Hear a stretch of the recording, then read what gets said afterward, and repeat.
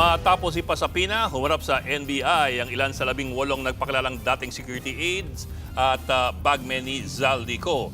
Agad namang nilinaw ni NBI Director Melvin Matibag na hindi pa sila matuturing na testigo. Nasa frontline na balitang yan, Gio Robles. Sabay-sabay na dumating kanina sa headquarters ng National Bureau of Investigation sina Attorney Levy Baligod at mga bagman ng puganting si Zaldico. We are ready to cooperate and provide whatever information they need. Pinasabi na sila ng NBI para maberipika ang kanilang pagkakakilanlan, military service at mga naging trabaho. Sunod na dumating ang dating kongresista na si Mike Defensor kasama ang abogadong si Ferdinand Topacio. Isa si Defensor sa mga tumutulong sa mga nagpakilalang ex-Marines dahil naniniwala raw siya sa kanilang pinaglalaban. Binatikos ni na Defensor ang anilay custodial interrogation na estilo ng NBI sa pakikipag-usap sa mga bagman niko. Pinasok daw kasi sila sa magkakahiwalay na kwarto. Kaya very suspicious po ito and very alarming itong ginagawa nila. Na isasabi na nila, i-interviewin nila isa-isa. Alam naman nila isa lang ang abogado ng 18. Pero agad naman nilinaw ni Baligod na pinayagan niya ang NBI na kausapin isa-isa ang kanyang mga kliyente. Tumagal ng halos 4 na oras ang pakikipag-usap ng NBI sa mga bagman.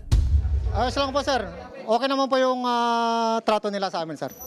Ayon kay Baligod, itinuturing ng potential witnesses ng NBI ang kanyang mga kliyente. So the NBI cleared na hindi mga suspects ang mga ito, kundi mga potential witnesses. Bagay na nilinaw naman agad mismo ni NBI Director Melvin Matibag. Anya, hindi pa pinalian dahil kakasimula pa lang ng kanilang investigasyon. There are potential witness, there could be perpetrator, there could be witness, depende nga po sa tatakbuhin. There could be a victim, depende po sa tatakbuhin ng ebidensya. Napatunayan naman umano ni na Baligod ang background ng kanyang mga kliyente na 16 sa kanila ay dating mga Marines at 2 naman ang mula sa Philippine Army. Sinagot din ni Matibag ang reklamo ni na Defensor kung bakit nauna pang ipatawag ang mga bagman niko sa halip na imbestigahan at ipatawag muna ang mga tumanggap umano ng mali-malitang pera. Sino po bang unang tinatanong ng investigador? Hindi po ba kayong nagreklamo, tinatanong yung istorya ninyo, yung kwento ninyo, tinitingnan kung tumutugma sa mga pangyayari at mga ebidensyang nakakalap, at yung inireklamo, tsaka natin tatawagin. Yun po yung proseso ng NBI. Sa March 17, nakatakdang bumalik sa NBI ang mga kliyente ni Baligod para magsumite ng dagdag na mga dokumento at ebidensya na susuporta sa kanilang mga parata. Muling iginiit ng kampo ng mga dating Marines na hindi sila binayaran at kumakapit lamang sila sa patalim.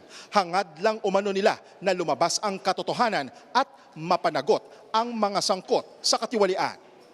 Pero attorney, hindi naman inutusan kayo ni Zaldico? Oh, hindi. Di ko man kilala yan. Gusto ko nga makulong siya eh. Dahil sa pagnanakaw niya eh.